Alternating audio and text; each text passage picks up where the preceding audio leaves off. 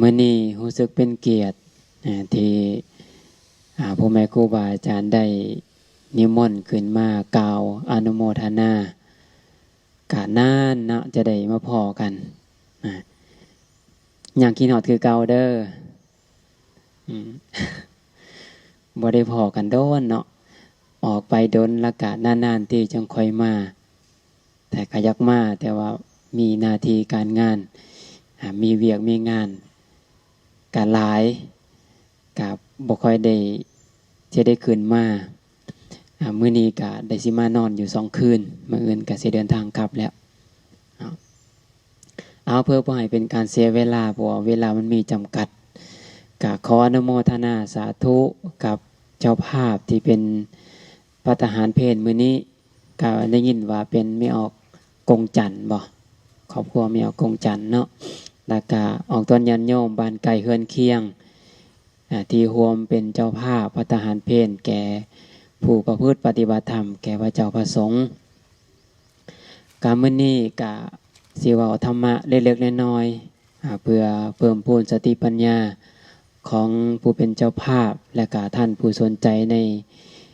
การรับฟังพระธรรมเทศนาเพื่อเจริญงอกงามนะเพื่อนเอาว่ายิ่งกว่าการเฮ็ดบุญนี่แล้วก็บ่มีอย่างอื่น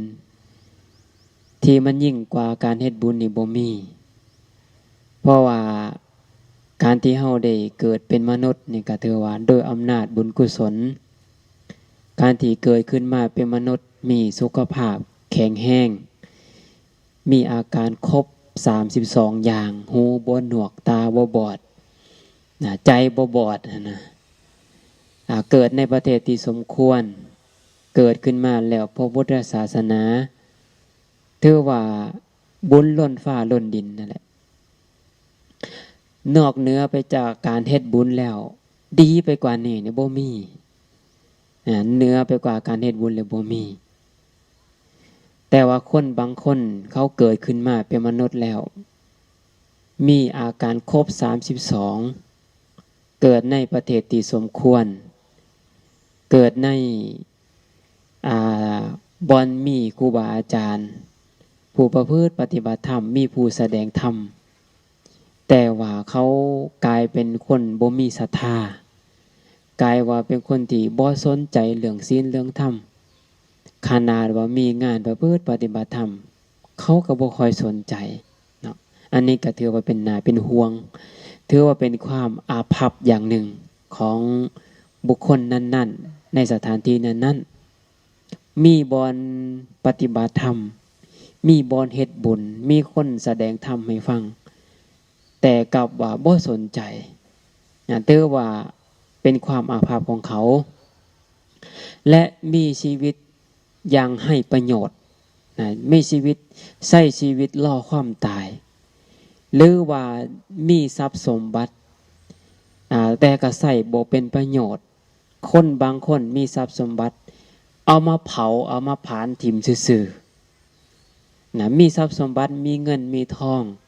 มีบ้านใหญ่เฮือนหลังบักใหญ่ๆรถงามๆแต่งตัวสวยหรูแต่ก็เขาบ่ได้สนใจเรื่องบุญเรื่องกุศลนะถือว่านั่นก็ถือว่าเป็นความโชคหายอย่างหนึ่งเกิดขึ้นมานี่ก็เหมือนว่าล่อความตายซื่อๆบ่ค่อยใส่ใจเรื่องบุญเรื่องกุศลแต่ว่าใส่ใจเรื่องอื่นเรื่องกินเรื่องลิ้นเรื่องเที่ยวเข้าพับเข้าบาร์ผลาญเงินที่บ่มีประโยชน์นะมีเงินเหมือนบ่มีพุ่นเนาะมีทรัพย์สมบัติก็เหมือนบ่มีเพราะไอ้หยังเอาใส่บ่เป็นประโยชน์เพราะว่าไอ้หยังของที่เฮาได้มาจากการเป็นว่าสิเป็นบ้านเป็นเรือนเป็นรถที่ดินต่างๆก็ย้อนอาศัยเกิดจากบุญกุศลเพราะเราว่าสิ่งเหล่านั้นจะอำนวยความสะดวกแก่เขาในโลกนี้เท่านั้นแต่เมื่อตายไปแล้วของเหล่านั้นก็บ่ได้เป็นประโยชน์แก่เขาสิเป็นเฮือนหลังงามๆก็ดีรถเบนซ์รถงามๆแต่งตัวสวยหรูหราก็ตาม สิ่งเหล่านั้นเมื่อตายไปแล้วก็บ่ได้ไปนำเฮาเมื่อตายไปแล้วเฮือนมันสิไปนำเฮาบ่ไปตายไปแล้วสิขี่รถเบนซ์ไปบ่ก็บ่ตายไปแล้วดินนี่สิไปนำเฮาบ่ก็บ่ได้ไปนำเฮ็ดจังได๋ล่ะของเหล่านั้นก็คืนแก่โลกสำหรับผู้ที่เห็นประโยชน์โลกนี้เห็นประโยชน์โลกหน้าเฮ็ดจังได๋สละสิ่งของเหล่านั้นเป็นทานพระพุทธเจ้าจึงว่าสิ่งใดก็ตามที่เฮายังบ่ทันได้สละยังบ่ทันได้เฮ็ดไปนะสิ่งของเหล่านั้นนะยังบ่ถือว่าเป็นของเฮาเพราะว่าของเหล่านั้นเมื่อเฮาตายไปแล้วก็ทิ่มให้แก่ลูกให้แก่หลานทิ่มให้แก่โลกพระโพธิสัตว์อาจจะเห็นในชาดกเนาะพระโพธิสัตว์นี่เวลาเพิ่นเห็นทรัพย์สมบัติเงินทองที่ญาติพี่น้องเป็นพ่อเป็นแม่เป็นปู่ย่าตานายได้สร้างสมไว้เป็นกองเป็นคลังว่านะเป็นคลังเงินคลังทองเพชรนิลจินดาเต็มไปพระโพธิสัตว์เห็นกองเงินกองทองเหล่านั้นเพิ่นกับสลดสังเวชใจเพิ่นว่าโอ้ยพ่อแม่ปู่ย่าตานายของเฮานี่นะได้เงินก็บ่ได้ใส่เงินตายไปแล้วเงินเหล่านั้นก็บ่ได้เอาไปนำเพิ่นน่ะสลดสังเวชใจได้แต่ว่าพวกเฮาบ่ฮู้ว่าสลดใจหรือว่าดีใจดีใจหรือว่าเสียใจน่าจะดีใจนั่นแหละเนาะแต่ว่าพระโพธิสัตว์เพิ่นน่ะเสียใจเพิ่นน่ะสลดใจจังได๋คือว่าสลดใจเพิ่นว่าพ่อแม่ญาติพี่น้องหาเงินมาแทบตายแต่สุดท้ายเงินเหล่านั้นก็บ่ได้ใส่ประโยชน์เงินเหล่านั้นเลยเพิ่นเฮ็ดจังได๋เพิ่นน่ะสละไม่ออกสละให้แก่คนทุกข์ยากขาดแคลนอนาถาให้ที่พึ่งสละแก่คนต้องการก็เอิ้นว่าเอาทรัพย์สมบัตินั้นติดตามโตไปแต่สิ่งของเราใดก็ตามที่เฮายังบ่ทันสละไปยังบ่แม่นของเฮาเป็นหยังคือว่าเอิ้นว่าบ่แม่นของเฮาเพราะว่าของเหล่านั้นยังถูกไฟไหม้ได้ถูกโจรลักเอาไปได้ถูกน้ำท่วมได้หรือบุคคลผู้เป็นใหญ่เป็นโตในประเทศมายึดเอาได้หรือว่าญาติพี่น้องผู้บ่เป็นที่ฮักหรือคนอื่นคนไกลมาสามารถมายึดเอาได้เพราะมันเป็นของภายนอกแต่สำหรับผู้ที่ฉลาดเห็นประโยชน์โลกนี้ประโยชน์โลกหน้าแล้วเห็นสาระแก่นสารของชีวิตแล้วอันใดที่เป็นบุญเป็นกุศลอันใดทรัพย์สมบัติที่ตามตัวเฮาไปได้เฮ็ดจังได๋สละออกไปเฮ็ดบุญเหมือนญาติโยมเพิ่นมาสละนี่แหละตั้งแต่งานปฏิบัติธรรมสละออกไปเฮ็ดบุญนี่แหละเพิ่นว่าว่าสิ่งของเหล่านั้นจัดว่าเป็นของเฮาสละออกไปนี่นะแม่ย่าแม่ตู่ทั้งหลายเป็นของเฮาเพราะว่าของเหล่านั้นสละไปแล้วเป็นของเฮาแท้บ้านนี้ไฟก็ไหม้บ่ได้น้ำก็ท่วมบ่ได้บุคคลผู้เป็นใหญ่ก็บ่สามารถที่จะมายึดเอาได้หรือว่าญาติพี่น้องก็ลักเอาไปบ่ได้เป็นพระอินทร์พระพรหมเทวดาก็บ่สามารถที่จะมาลักเอาของท่านได้เพราะอีหยังเพราะมันเป็นบุญกุศลเป็นของส่วนบุคคลบาดแต่ว่าเท้ายังบ่ทันได้สละไปเป็นบ้านเป็นเทือนเป็นเขาเป็นของแม้แต่เงินในกระเป๋าเฮาก็ตามยังเป็นของสาธารณะได้ถ้าสิเว้าตามความเป็นจริงแต่ถ้าเว้าถึงสมมุติตามภาษาของโลกเฮาก็เข้าใจว่าเป็นของเฮาเงินก็เงินเฮาเสื้อผ้าก็เสื้อผ้าเฮาเฮือนก็เป็นของเฮาแม้แต่รถก็เป็นรถเฮาอีหยังก็แล้วแต่เฮาก็เป็นของเฮาเบิดตามกฎหมายตามสมมุติของชาวโลกแต่โดยความเป็นจริงแล้วยังบ่แม่นของเฮาเพราะว่าอันนั้นสามารถเปลี่ยนเจ้าของได้สามารถตกเหียเสียหายได้เมื่อตายไปแล้วของเหล่านั้นก็บ่ได้ไปตามเฮาบ่ได้ติดตามเนื้อติดตามตัวเฮาไปเลยนะพระพุทธเจ้าตรัสไว้ในอาทิยสูตรปัญจการนิบาตพระไตรปิฎกเล่มที่22ข้อที่41เพิ่นว่าพระอริยสาวกในพระธรรมวินัยนี้ได้ทรัพย์สมบัติแล้วมีเงินมีทองแล้วเอามาบำรุงตนเองเอามา ใส่เพื่อซื้อเสื้อเสื้อผ้าอาภรณ์ของกินของใส่มาบำรุงตัวเองให้เป็นสุขมาบำรุงบิดามารดาปู่ย่าตานายทาสกรรมกรญาติพี่น้องคนทุกข์ยากขาดแคลนอนาถาก็สามารถให้ไปได้ที่เอาสาระเอาไปนั่นแหละก็ถือว่าเป็นบุญเป็นกุศลอีกประเภทหนึ่งเพิ่นน่ะนะประเภทที่สองเพิ่นน่ะว่าพระอริยสาวกในพระธรรมวินัยนี้บำรุงอำมาตย์บำรุงญาติมิตรสหายคนที่ตกระกรรมลำบากหรือว่าคนที่บ่มีที่พึ่งแม้แต่ญาติพี่น้องของเฮาที่บ่มีเฮาก็สามารถสงเคราะห์กันตามมีตามเกิดได้นะจัดว่าเป็นบุญอีกประเภทหนึ่งพุ่นน่ะไงต่อมาอีกเพิ่นว่าทรัพย์สมบัติเหล่านั้นก็ถือว่าป้องกันไฟป้องกันโจรป้องกันบุคคลผู้เป็นใหญ่ในประเทศป้องกันอันตรายต่างๆได้เมื่อเฮาเฮ็ดบุญไปแล้วเนาะสละออกไปแล้วนี่ป้องกันได้บ่ป้องกันได้เพราะหยังน้ำท่วมบ่ได้ไฟก็ไหม้บ่ได้โจรก็ลักเอาไปบ่ได้บุคคลผู้เป็นใหญ่ก็เอาไปบ่ได้เนาะที่มันเป็นบุญเป็นกุศลหั่นนะข้อที่4เพิ่นว่าพระอริยสาวกในพระธรรมวินัยนี้ยังมีการสงเคราะห์ญาติจึงเป็นญาติทั้งพ่อก็ดีทั้งแม่ก็ดีหรือญาติที่บ่แม่นสายเลือดก็เป็นญาติธรรมก็ดีเห็นเขาเจ้าตกทุกข์ยากขาดแคลนอนาถาให้ที่พึ่งคนเดินทางไกลนะเดินทางใกล้ทางไกลบ้านนี้เฮาก็สามารถที่จะอนุเคราะห์เขาได้เห็นเขาเจ้าทุกข์ยากลำบากบ่มีก็ถือว่าเป็นญาติอีกอย่างหนึ่งญาติทางธรรมเนาะหรือญาติอีกอย่างหนึ่งว่าเขาอาจจะเคยเป็นพ่อเป็นแม่เป็นพี่เป็นน้องสามีภรรยาเฮามาก่อนก็ได้เห็นเขาเจ้าทุกข์ยากก็สามารถอนุเคราะห์ได้เพิ่นจัดว่าเป็นญาติหรือภาษาเพิ่นพระเจ้าเอิ้นว่าญาติภรีสงเคราะห์ญาติเนาะต่อมาอีกอาติธิภรีต้อนรับแขกญาติพี่น้องเดินไก่ทางไก่มาพบข่าสมาคมกันก็ต้อนรับขับสู่เนาะเป็นการผูกมิตรผูกไมตรีเป็นการสร้างความฮักสร้างความคุ้นเคยและก็เป็นบุญเป็นกุศลอีกประเภทหนึ่งพวกเรานะต่อมาอีกปุพพเปตภรีพวกเราอริยสาวกในพระธรรมวินัยนี้ยังเฮ็ดบุญอุทิศหาผู้ล่วงลับผู้ล่วงลับนั่นจะเป็นพ่อเป็นแม่ญาติพี่น้องหรือไผกันแล้วแต่เฮาเฮ็ดบุญแต่ละครั้งอย่าลืมสาธุบุญกุศลที่ข้าพเจ้าเฮ็ดในมื้อนี้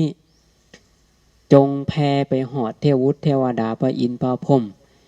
เราเพศอสุรกายสัตว์เดรัจฉานขอให้ท่านเหล่านั้น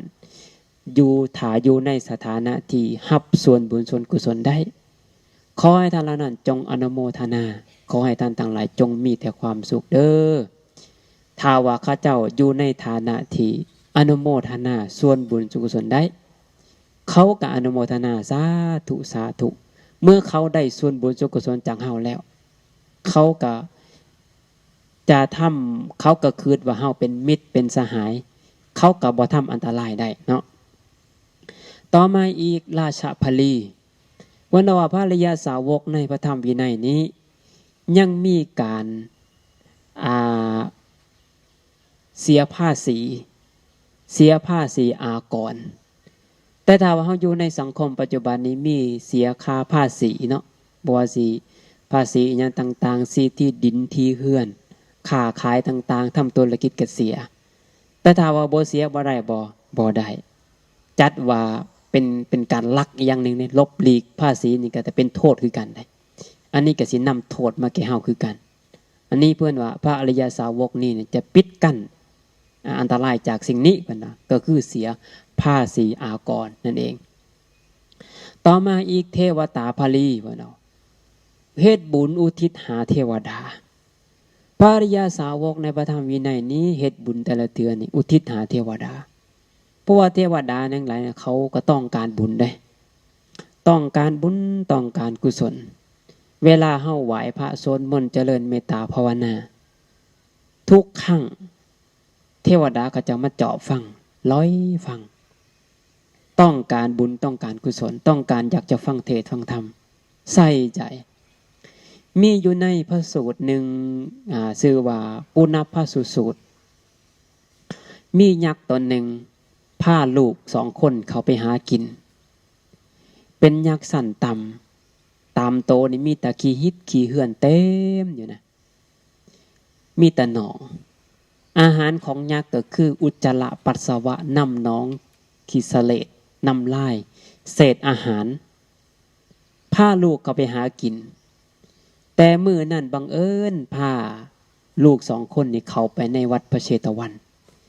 สถานที่พระพุทธเจ้าประทับอยู่ตอนนั้นเวลาพบค่ำกำลังช่วงประมาณ7 โมง 8 โมงนี่แหละย่างเข้าไปในประตูซุ้มประตูผ่านซุ้มประตูเข้าไปปรากฏว่าตอนนั้นพระพุทธเจ้าทรงแสดงธรรมเทศนาให้แก่พระสงฆ์อยู่ยักษ์ก็ได้ยินเสียงพระพุทธเจ้าแสดงธรรมสุรเสียงของพระพุทธเจ้านะกึกก้องกังวางเสียดเข้าไปหอดหนังหอดกระดูกบนนั้นนะเสียงธรรมเทศนาของพระพุทธเจ้านะยักษ์ตอนนี้ต้องการเข้าไปในวัดพระเชตวัน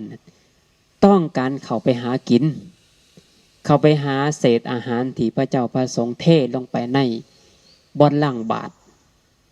แต่ปรากฏว่ามื้อนั้นเมื่อเขาไปในวัดพระเชตวันได้ยินเสียงพระพุทธเจ้าแสดงธรรมแล้วก็หยุดยืนฟังลูกทั้ง 2เห็นแม่ยืนฟังเทศอยู่ก็เลยบอกว่าอีแม่ยืนเฮ็ดหยังตอนนี้นะเฮาเขามาหากินบ่แม่นบ่อีแม่ผู้เป็นแม่ก็เลยบอกว่าอย่าปาก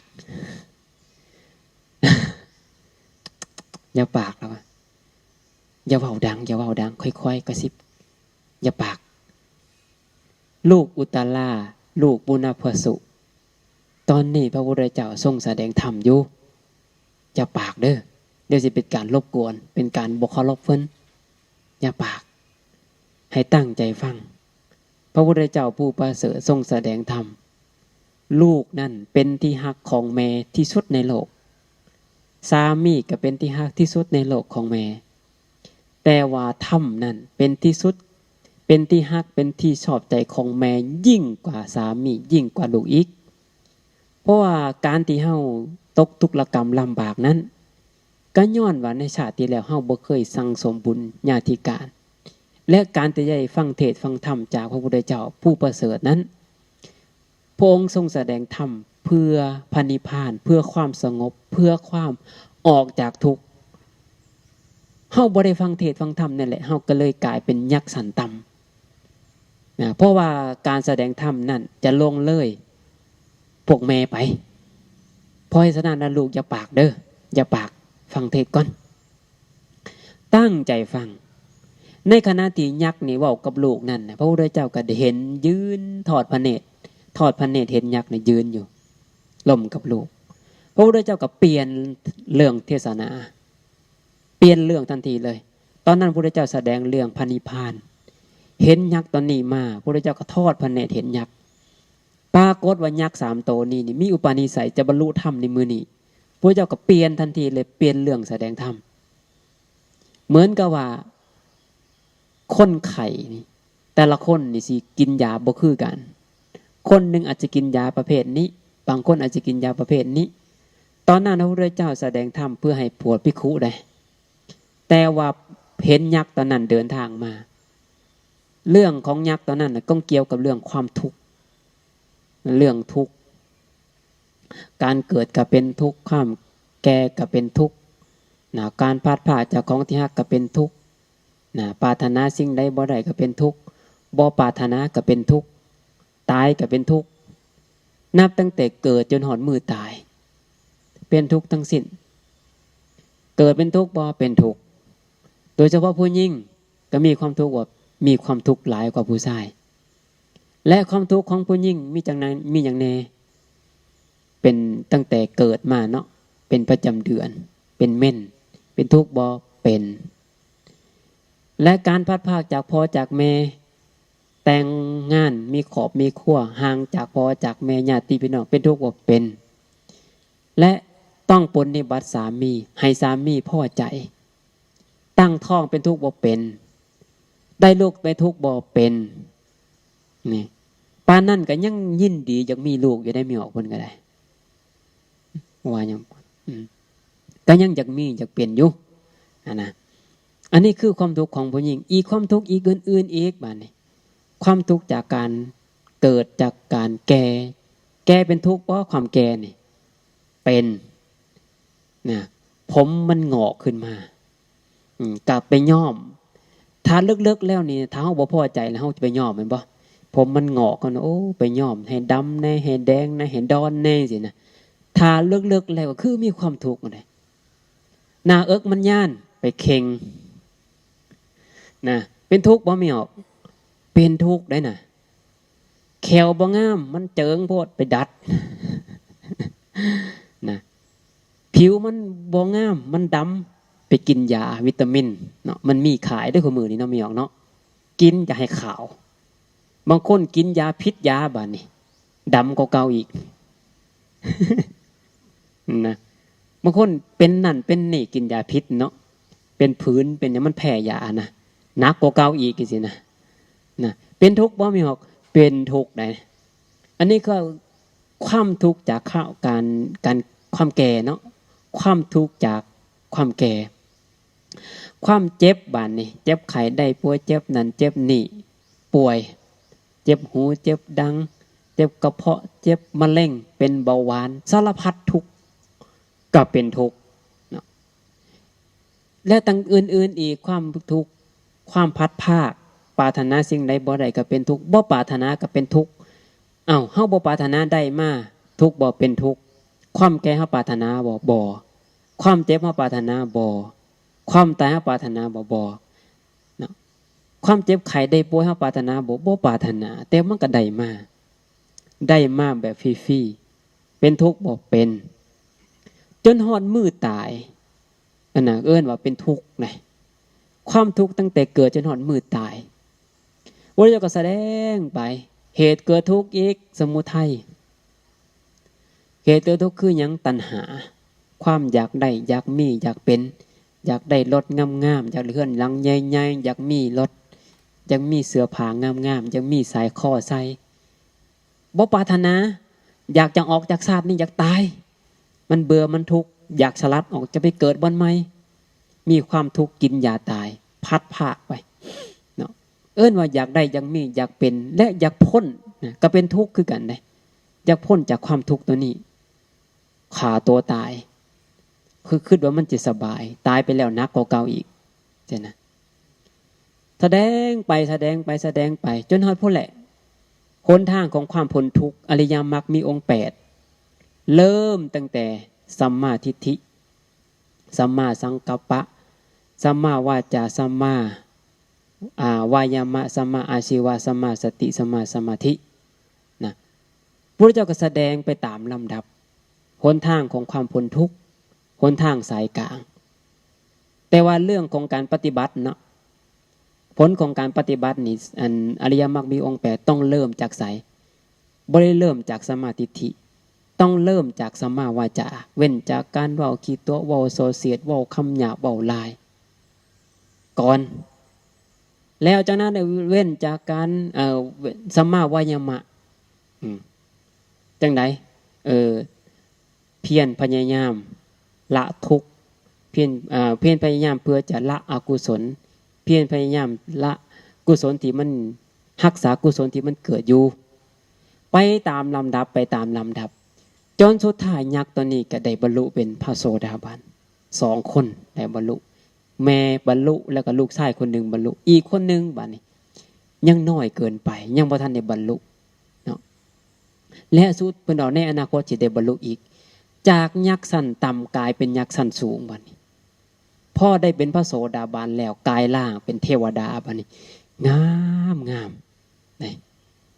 เป็นนางฟ้าอยากเป็นนางฟ้าอยู่บ่อยากเป็นอยู่แหละเนาะ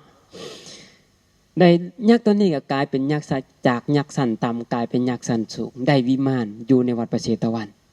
แล้วก็นั่งฟังเทศฟังธรรมคู่มือบัดนี้นะเกิดจากเทวดาเขาก็ต้องการบุญต้องการกุศลคือกันเพราะฉะนั้นแล้วมนุษย์เฮาก็คือการถ้าว่าเฮาเกิดขึ้นมาเป็นมนุษย์แล้วบ่ต้องการบ่ใส่ใจเรื่องบุญเรื่องกุศลนี่ถือว่าเสียศาสตร์เกิดได้ถือว่าเกิดมาในชาตินี้ถือว่าเป็นโมฆะเฮาบ่ได้ประโยชน์ในหยังเลยมีชีวิตเหมือนบ่มีบ่ได้สร้างบุญกุศลเมื่อตายไปแล้วบัดนี้อีหยังที่จะรองรับเฮานรกเปรตอสุรกายสัตว์เดรัจฉานเพราะว่าบ่มีที่พึ่งบ่มีบันไดบ่มีสะพานที่จะไต่ไปสู่ปรโลกเบื้องหน้าบ่มีอันแนวห้องรับเฮาบ่มีบุญบ่มีกุศลลำบากคนที่บ่มีบุญบ่มีกุศลบ่ได้เฮ็ดบุญกุศลไว้จะเดือดร้อนเมื่อตายไปแล้วจะลำบากขนาดว่าพวกเฮามีบุญกุศลหลายขนาดนี้ยังทุกข์ขนาดนี้แล้วคนที่บ่ได้สร้างสมบุญแล้วจะทุกข์ขนาดใดก็ลองคิดเบิ่งเนาะเอาต่อมาอีกข้อสุดท้ายข้อที่5เพิ่นว่าพระอริยสาวกในพระธรรมวินัยนี้เฮ็ดบุญทักขิณานุปทานในท่านผู้มีศีลพระเจ้าพระสงฆ์ผู้มีศีลจังไดครูบาอาจารย์ผู้เป็นทักขิณานุปทานผู้ที่เป็นปฏิฆาหกก็คือผู้ที่เบิดราคะหรือว่าเป็นผู้ปฏิบัติเพียรพยายามเพื่อกำจัดราคะผู้ที่หมดโมหะก็ไปผู้ที่หมดโทสะหรือเป็นผู้ปฏิบัติเพื่อกำจัดโทสะเป็นผู้ที่หมดโมหะหรือเพียรพยายามเพื่อกำจัดโมหะที่ครูบาอาจารย์มาพูดปฏิบัติธรรมแม้แต่ออกตนย่อมก็คือกันเขาเอื้อนว่ามาเกียมโตมาฝึกฝนมาลดมาละมาเลิกมาเกียมโตก่อนตายมาฝึกสติ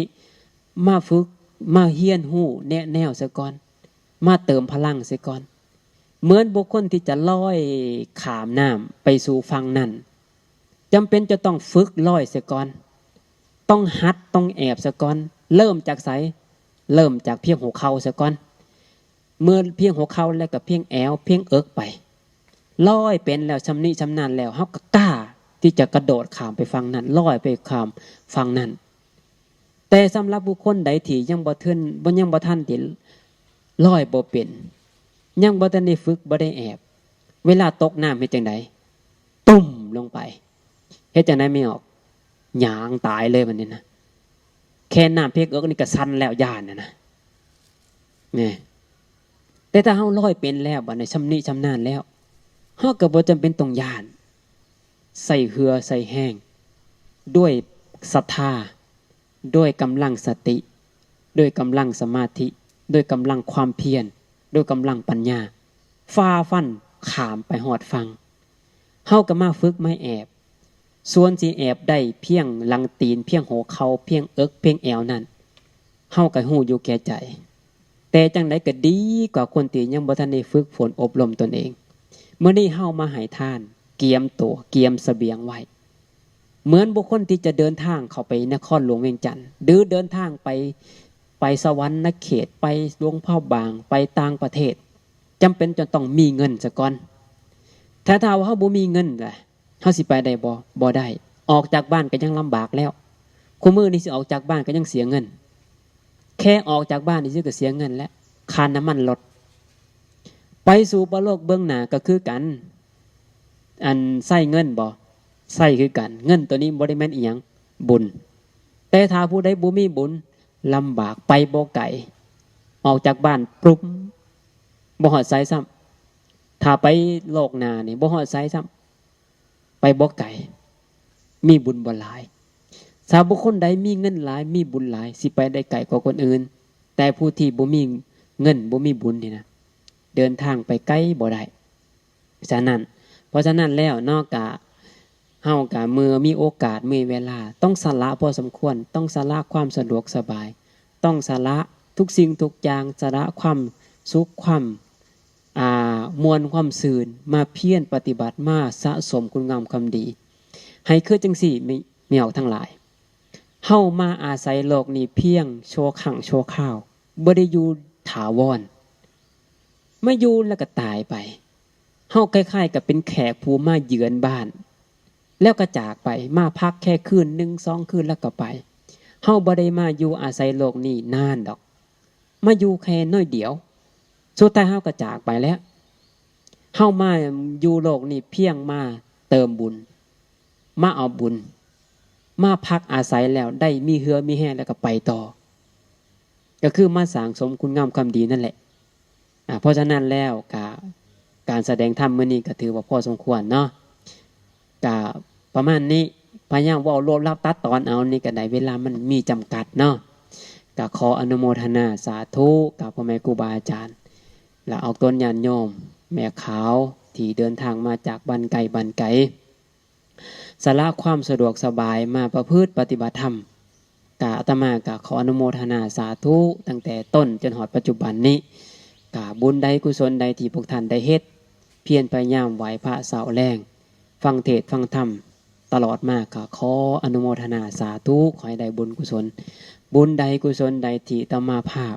ได้สั่งสมอบรมมาตั้งแต่อดีตจนถึงปัจจุบันบุญกุศลที่เกิดจากการรักษาศีลเจริญเมตตาภาวนาไหวพระสวดมนต์แสดงธรรมบุญค้นขวายต่างๆที่ได้เฮ็ดมาก็ขอแบ่งบุญกุศลนี้ให้แต่ครูบาอาจารย์ออกตนญาโยอุบาสกอุบาสิกาขอให้พวกท่านจงได้อนุโมทนาชื่นชมขอให้ได้ส่วนบุญส่วนกุศลนี้ขอให้ท่านทั้งหลายมีความสุขทางกายสุขทางใจเจริญด้วยอายุวันนะสุขะภาละ